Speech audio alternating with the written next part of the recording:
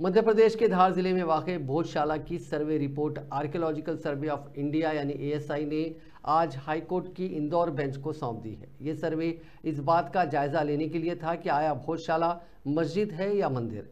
इस मामले की समाअत अब 22 जुलाई को होगी। भोजशाला के मंदिर और मस्जिद के हवाले से काफ़ी अरसे से तनाज़ा चल रहा है। यहाँ मंगल को पूजा की जाती है और जुमे को नमाज पढ़ी जाती है।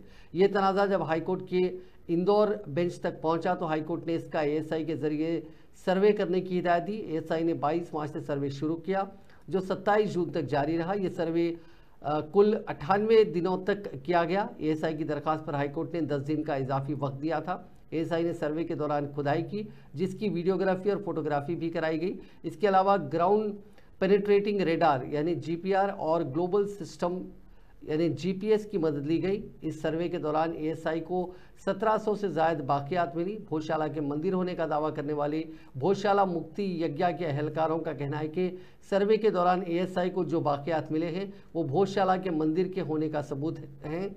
मिलने वाली 37 मूर्तियों में कृष्णा, हनुमान, शिवा, ब्रह्मा, वाग्देवी, गणेश, पार्वती, भैरवनाथ वगैरह की मूर्तियाँ हैं।